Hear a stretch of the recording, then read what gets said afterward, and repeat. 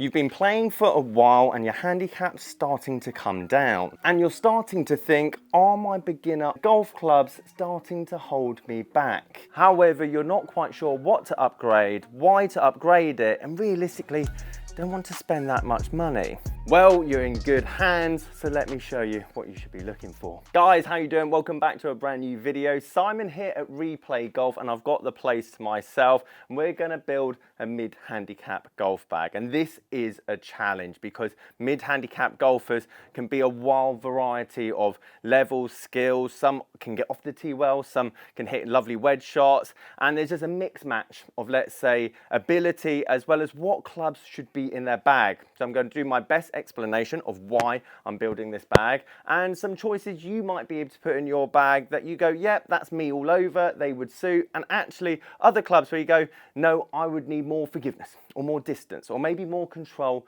whatever element that you desire. With that being said, let's go over to the bag wall. There are tons of bags here to choose from. However, I do like these championship bags, and just like the beginner bag video I did here at Replay, let's choose one, let's get this bag filled, and let's find some budget golf clubs to make this great mid-handicap bag. Okay, this one was singing to me, and when I say mid-handicap, I'm talking 10, 12 handicap, probably up to about 20, 22, something like that. Very much in that zone, and these players can come down very quickly when they tighten up their game. And I guess when I'm choosing these clubs, I want to tell you why they're going to help you and potentially what you're losing out on. Because again, I feel like we have this notion that to get to a mid-handicap level, we need mid-handicap clubs, like irons that are smaller than our cavity backs. And to be honest, sometimes that's just not true.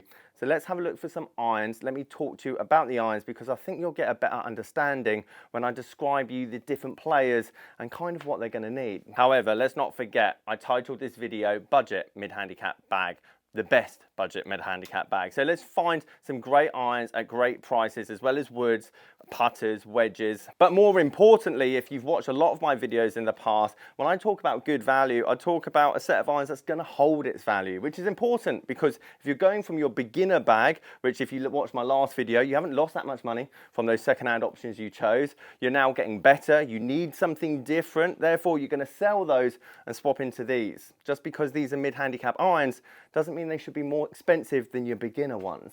Okay, we've had a good look through, and I'll talk about the prices in a minute because that's interesting, and how you can also get cheaper versions of what we've got here simply by rolling back the clock. But let me tell you why this is the biggest difference I will ever have in a video when it comes to iron selection for mid-handicap golfers. Right from the get-go, I'm going to measure these three choices in terms of club head speed. Obviously, I can't see all of your swings, so obviously club head speed isn't the only metric. However, can I see a mid-handicap golfer still using cavity back irons? Yes, of course I could. I could even see a low handicap golfer, especially a more senior player with a slow club head speed, using these in a graphite shaft because he's an absolute ninja with them. But these heads promote launch. They promote height, and some players need that. It's not to say you can't be a mid, even low handicap golfer without cavity back irons. I love Mizuno clubs when it comes to second-hand value. I've got a full set here, full to pitch in wedge at $499 from Replay, and all of these irons are under £500. And as I said at the start, the reason I like Mizuno irons, especially for this, it's very easy to go back down memory lane. So if you don't want to spend, let's say, £500 on these forged heads, get the JPX 919s. I'll show you a picture here on the right hand side. Or maybe you want to spend £300. Get the JPX 900 forged irons. It's all about the labeling. Hot metal with JPX is the big forgiving one. Forged is the slightly smaller head, and obviously forged heads, and it's the numbers that change the years. If you want to go even more smaller, and I guess we'll talk about that in a minute with those, get the JPX Tour, but you can get the JPX Tour 900 or the JPX Tour 919. It's not necessarily the technology I'm talking about here, it's more the head design. And even though these are lofted, pretty similar to the G425s, these are smaller heads, so they're not going to launch as high. You're going to get more control. They're not as offset. Therefore, it's a nice little transition for you, which brings me on to my last choice, the Apex TCB 7-iron loft, 34 degrees. This is very much my 95-mile-an-hour plus golfer, the one that can hit every 7-iron 180 yards. The loft helps. You need spin. You actually need quite low launch as well, so it's not up in the air against the elements all the time. And there's plenty of mid-handicap golfers I know that swing at 95 miles an hour, but their problem is the left and rights. That's obviously going to be a technical thing, and again, your bad shots are going to be worse than most. However, if you're hitting your 7 irons, let's say 180 yards, and you're not in the low single figures, I guess it's the other parts of the game we should probably start talking about. We went with the JPX 9214 just because I feel like it's in the middle for everyone that's watching this video. But this is the next bit that's important because, again, these are £500. You could go older and it could be £300. Same kind of head design. However, this is where you need to know what lofts at the bottom end of your bag and potentially the top. Because now you're in the mid-handicap zone, to get to the low single figures, you've got to be good from 120 yards in. You've got to start hitting greens from that distance. You've got to get close to the flag to give yourself a birdie chance. Therefore, we can't have a huge gap between this and, let's say, all of those over there. So that pitching wedge from Mizuno is lofted at 46 degrees, which means it makes sense to find a 50-degree wedge to start this build from. And let me explain why I'm going to choose this particular head. You see, in my beginner bag video, this makes sense because we just want something that bunts the ball forward. But as we get better and you're practicing more, you won't need all of this help on the bottom. Actually, you might want to start playing some, let's say, cute shots around the green. And when the bounce is this big, on these forgiving wedges, again, good for the beginner, it leaves you only so many options. Therefore, we're not going to go blade, but we're going to go something in the middle so that you guys can obviously be a bit more cute around the green and actually, to be honest, start taking care of your wedge game and your putting, as it's the quickest, surefire way of getting down to a low single-figure handicap. Now, if you're a mid-handicap golfer but still not confident with your chipping, which is very common, by the way, again, there's no harm in still having, let's say, that big chunky CBX wedge so you don't go underneath it. However, if you're looking to go a bit more bladed but still have a touch of forgiveness, ping glide is just great. Whether it's the 2.0, 3.0, 4.0, and as you can see here, this ping glide's hardly been used. Brand new. Again, it's not the year, it's not the model, it's the condition when it comes to wedges. And I really like this particular shot for that mid-handicap golfer. And to be honest, I think it's a great addition to the bag. I won't spend too long on this, to be perfectly honest. However, when it comes to Cleveland, they're just great value. This RTX 4's not been out that long. Again, the condition, very good. There's a lot of life left in that. And this is actually my bladed option, realistically, through this list. Bounce and grinds do play a part. But for the England weather, where we're playing all conditions, just get mid everything, because our summers, our fairways are very firm. Our winters, well, I don't need to tell you, they're very wet. Evidently, I wouldn't have one wedge in here. I'd have a 50, a 54, and a 58, as I think you should have 3 wedges when you're a mid-handicap player. If you're fast, if you're slower, let's say you've got the G425s, maybe have a utility wedge in the G425, and then let's say have a 52 and a 58, and then that's it. The slower the club head speed you are, the less clubs you realistically need in the bag. Sometimes definitely not even 14. What putters should a mid-handicap golfer be using? Because maybe it's time to start thinking about your putting a bit more. This is very crucial. And even though I haven't seen any of your putting strokes, I have got a common trend, and I think I'm making this point more for the future than now. Because to be honest, between, let's say, the beginner video that I made on these bags and let's say the mid-handicapper, let's be honest, none of you have practiced your putting enough yet. Only low single-figure handicap golfers I've ever seen, especially when I was working in pro shops when I was younger, they were all practicing their putting late in the evening after work. Therefore, just like the beginner video, I would recommend some, let's say, old school face balance putters, mallet putters like this. Again, this is only £79 and would be a good addition to your bag if you've got down to the teens and let's say you're still using, let's say, a bladed putter. However, I'm going to do something controversial here because so many of my lessons have started using these putters from high handicap to mid handicap to low handicap. I've used them and I'm excited to see where the second-hand price market of these particular putters is going to go. I'm, of course, talking about zero torque putters, and I'm not necessarily recommended a £500 putter for a mid-handicap golfer or someone who's just got down to mid-handicap. However, there isn't just one option anymore, and also the beauty about replays, you can actually come and try a lot of these. And I'm not saying the Odyssey putter's the best, or let's say the tailor-made ones, or let's say the lab ones, or even the PXG, which is probably in here somewhere. However, the more supply we have in our game, ultimately the demand gets met. So yes, the price, especially second-hand wise, is still quite close to retail because let's say the demand's still high, But if you're watching this in 3 months' time, 6 months' time, maybe a year down the road, yes, face balance, good way to go. £100, £110. But who's to say these won't be £100 in the future, £110? And from so many of my clients and myself, if you find one of these at that kind of price tag, or potentially a Lab, or potentially a TaylorMade, or whatever other brand brings out a zero torque putter, and you're not confident with your putting, it's well worth a try.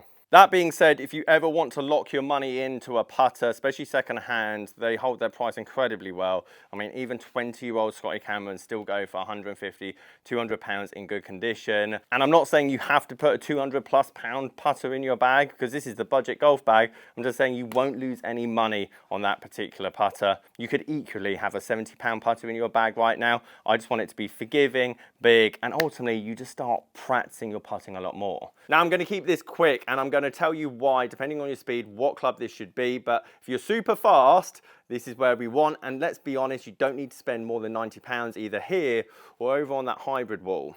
If you're an incredibly fast player, I'm talking 95 miles an hour with a 7-iron, or let's say 92 miles an hour plus with a 7-iron, get one of these cheat sticks. And I'm not being funny, you could pick, let's say, this Cobra that I have here, maybe not in regular flex if you're that fast, but I'm talking about a utility driving iron, again, £89 there. Or let's say this MP18 MMC Fly High from Mizuno, again, £89. These things are just going to punt the ball 210 to 230 yards down the middle. Now, there used to be loads of these about on the shelf, but I think because the world #1 player keeps using Srixon driving irons, the U85, I'll show you a picture here on the right-hand side. But again, it's a great driving iron. Srixon make really good driving irons. Probably don't get this in a regular flex. But again, these are all good options. They're forgiving, they're chunky. If you're fast, you can just punt it and keep it under the air. You see, just like the G425 irons, big heads, they will launch higher than the Mizuno's. Same loft, same 7-iron loft, 30 degrees, because the head's bigger, center of gravity is further away from the shaft than, let's say, the smaller headed Mizuno.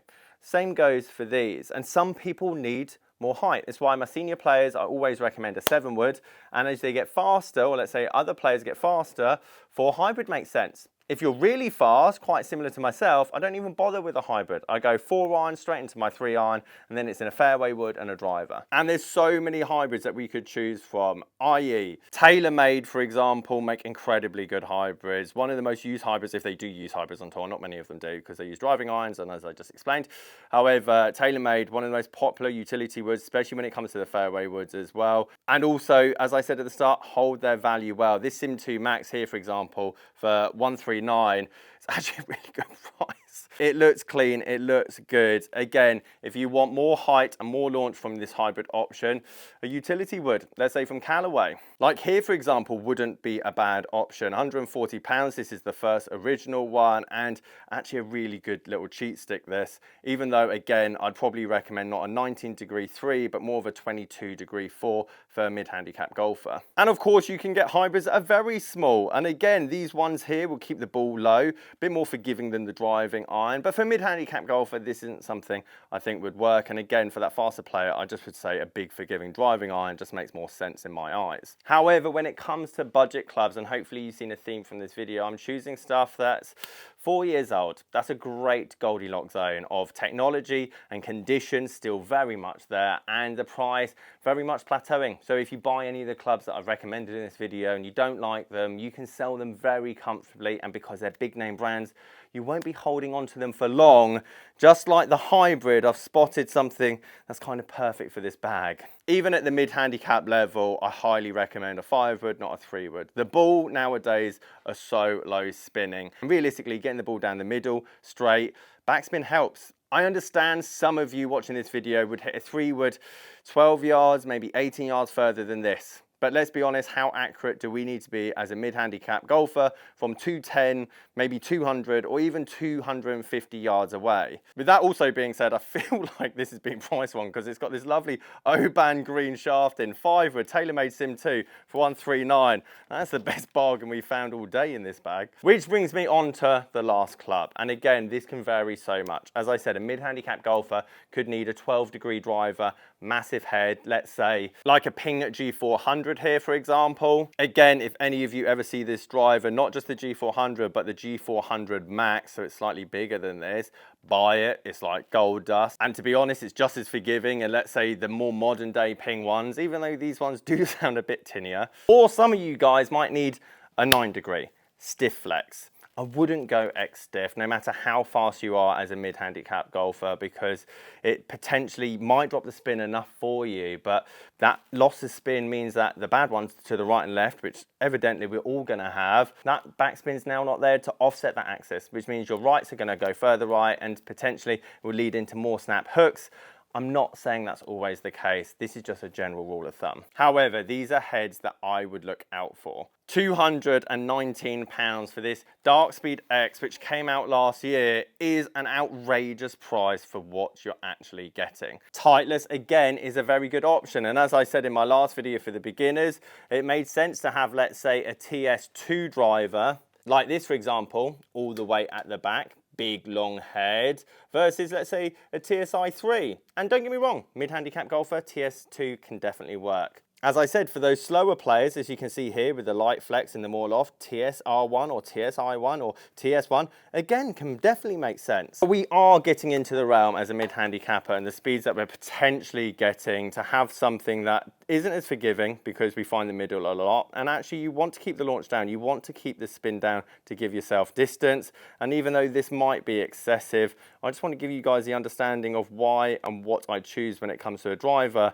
And again, you don't need to spend much more than £200 at definitely this handicap level. The most important thing is, as a mid-handicap golfer, don't feel the necessity to go and buy brand new custom fitted everything. It doesn't necessarily have to be that way. Start focusing on finding a lot more fairways, start focusing on this lower end of the bag, and I promise you reaching single figures won't be that difficult, and you wouldn't have spent a fortune doing it. Thanks to the guys at Replay Golf for having me down. Any questions, sasgolfacademy.com. Catch you in the next one.